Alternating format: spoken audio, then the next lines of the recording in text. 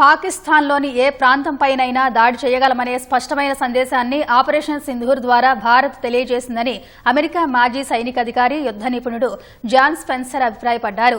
బ్రహ్మోస్ క్షిపణుల ముందు పాకిస్తాన్ గగనతల రక్షణ వ్యవస్థలు తేలిపోయాయని ఓ జాతీయ సంస్థకిచ్చిన ఇంటర్వ్యూలో పేర్కొన్నారు. ఉగ్రవాదానికి వ్యతిరేకంగా పోరాడుతున్న దేశాలకు ఆపరేషన్ సింధూర్ ఒక కేసు స్టడీస్గా నిలుస్తుందని అన్నారు.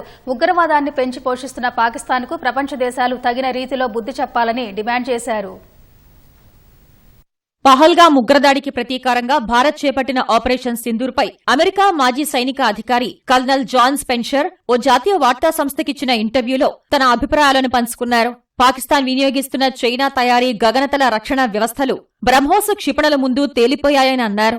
దాయాది దేశానికి చెందిన గగనతల రక్షణ వ్యవస్థలను ధ్వంసం చేయడం భారత అధునాతన సైనిక సామర్థ్యాలకు నిదర్శనమని అభిప్రాయపడ్డారు. పాకిస్తాన్ వినియోగించిన చైనా క్షిపణుల్ని ఆ దేశ గగనతలంలోనే కూల్చివేయడం భారత వాయుసేన సమర్థతను తెలియజేస్తోందని అన్నారు.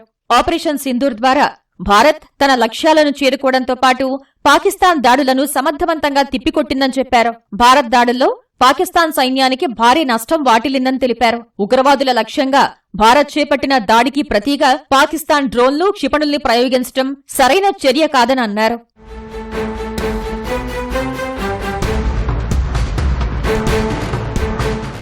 ఉగ్రవాదానికి వ్యతిరేకంగా పోరాడుతున్న దేశాలకు ఆపరేషన్ సింధూర్ ఒక కేస్ స్టడీగా నిలుస్తుందని జాన్ స్పెన్సర్ అభిప్రాయపడ్డారు. ఉగ్రవాదాన్ని పెంచి పోషిస్తున్న పాకిస్తాన్కు ప్రపంచ దేశాలు తగిన రీతిలో బుద్ధి చెప్పాలని డిమాండ్ చేశారు. పాకిస్తాన్పై ఇకనైనా పశ్చిమ దేశాలు రెండు నాలుకల ధోరణిని విడనాడాలని హితవు పలికారు. సింధు జలాల ఒప్పందాన్ని రద్దు చేస్తూ భారత్ తీసుకున్న నిర్ణయాన్ని ఆయన సమర్థించారు. భారత చర్య పాక్ను సందిగ్ధంలో పడేస్తుందని అభిప్రాయపడ్డారు.